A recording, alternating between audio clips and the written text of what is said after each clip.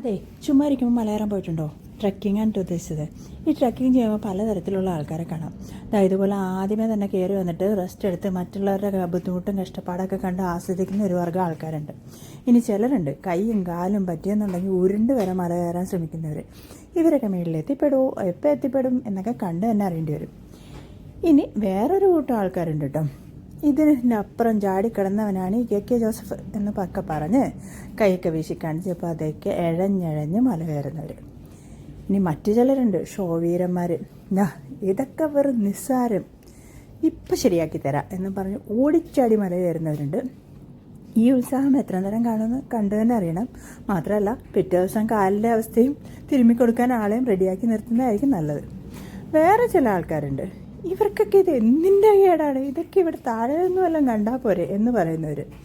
പക്ഷെ എന്നാലും അവരും മെനക്കെട്ടൊക്കെ മല കയറും കേട്ടോ. കാരണം എന്താണെന്ന് വെച്ചാലേ മേളിൽ നിന്ന് കാണുന്ന വ്യൂ അത്ര ബ്യൂട്ടിഫുള്ളാണ്. ഞാൻ പറഞ്ഞത് തെറ്റുണ്ടോ? മല കയറിയാൽ കാണുന്ന ഭംഗിയാണെങ്കിൽ മല കയറി തന്നെ നോക്കണ്ടേ? അപ്പോൾ പിന്നെ ഒന്ന് കയറി നോക്കിയാലോ? എവിടെയാണെന്നല്ലേ? ഡെർബിഷെയറിലെ ഡൗഡയിൽ. ഈ ഒരു ഹോളിഡേ ടൈമിൽ വേണമെങ്കിൽ പോയി നോക്കാം കേട്ടോ. UK-യിലുള്ളവർക്ക് കുറച്ച് കാറ്റും തണുപ്പൊക്കെ ആയിരിക്കും, പക്ഷേ എന്നാലും വെറുതെ ട്രൈ ചെയ്യണം. കാരണം നല്ല ഭംഗിയാണ് കാണാനായിട്ട്. ഇനി മലയും കുന്നും മാത്രമൊന്നുമല്ല കേട്ടോ, നല്ലൊരു പുഴ അതിലൂടെ ഒഴുകുന്നുണ്ട്. അതിനെ കുറുകെ കടക്കാം നമുക്ക്. വേണമെങ്കിൽ പുഴയിൽ ഇറങ്ങി കളിക്കാനും വെള്ളത്തിൽ കളിക്കാനൊക്കെ ഉള്ള ചാൻസൊക്കെ ഉണ്ട്, പക്ഷേ തണുപ്പൊക്കെ ആയിരിക്കും, അതുകൊണ്ട് സൂക്ഷിച്ചു വേണേ. ഇനി ഏറ്റവും വലിയ അട്രാക്ഷൻ എന്ന് പറയുന്നത് ഈ കാണുന്നതാണ്. ഇതാണ് സ്റ്റെപ്പിംഗ് സ്റ്റോൺ. ഇതിപ്പോൾ എന്താ നമ്മുടെ കനാലിൽ കല്ല് കൂട്ടിയിട്ടേക്കണല്ലേ കുറുകെ കടക്കാനായിട്ട് എന്ന് നിങ്ങൾ വിചാരിക്കണ്ട.